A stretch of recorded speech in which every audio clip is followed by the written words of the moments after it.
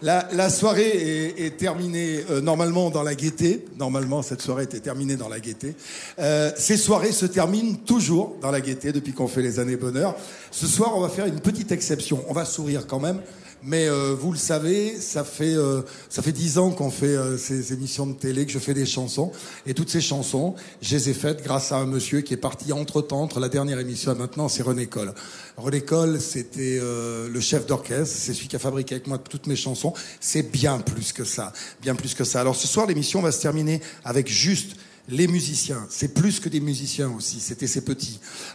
J'ai écrit une lettre à René, j'ai écrit un texte pour René. René était fou de Marcel Pagnol, alors je me suis permis de prendre un petit peu l'accent pour vous expliquer qui était cet homme exceptionnel, rare. Il fait partie des personnes les plus essentielles que j'ai croisées dans ma vie. Ce soir, on a tous eu le sourire, mais on est tous très très tristes. Je vous jure que depuis que je fais de la télévision, c'est l'émission qui m'a été la plus difficile à faire ce soir. Et je voulais lui dédier ce cadeau ce soir, cette petite lettre qu'on lui a fait. Et à la fin, les musiciens joueront sa musique préférée. C'est comme ça qu'on se quittera et qu'on se retrouvera la prochaine fois parce que le spectacle continue. René, cette petite lettre est pour toi.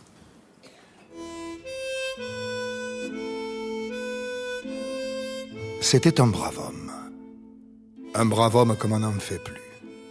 Il habitait le domaine des 1000 vents, une maison de famille toujours pleine de rires d'enfants, d'amis aimables et de musiciens un peu fous. Pendant des années, avec son orchestre, il avait fait danser sur les plages et les places du village du Grand Sud d'autres braves gens, pour qui la musique était autre chose qu'une galette de fer blanc qu'on écoute avec des morceaux de plastique enfouis dans les oreilles. Parfois, il faut autre chose que du talent pour avoir du talent.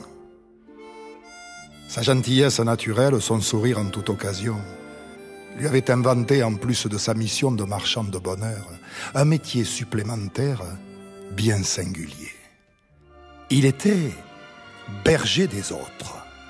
Il veillait chaque jour à ce que les gens qu'il aimait par-dessus tout ne s'éloignent pas trop du troupeau. Il connaissait bien les lumières de la ville, les fausses étoiles qui s'allument quand la gloire commence. Mais il savait que les vraies, celles qui brillaient chaque nuit dans le ciel de sa garrigue, celles-là ne risquent jamais de s'éteindre. C'était un brave homme comme on n'en fait plus. Il n'avait pas le cœur sur la main, non. La main n'aurait pas été assez grande. Et puis les doigts étaient trop occupés à peindre de la musique, à mélanger les couleurs de 1000 notes, à les assembler pour en faire des tableaux de maître, à écouter. Par un beau samedi, éclatant de soleil, quand sa dernière couche de bois est sortie de la petite église, toute la foule a applaudi à tout rompre. Comme la mort est une imbécile prétentieuse, elle a peut-être cru que c'était pour elle. Encore une fois, comme au moment de le prendre, elle s'est trompée. Il n'applaudissait pas ce qui s'était éteint, mais ce qui continuait de briller. Un sourire éternel. Dans une autre langue, on dit « smile ». C'était son air préféré. Alors, regarde. Regarde et surtout écoute. Écoute comme il sourit. Comme il sourit encore. Et comme il sourira toujours.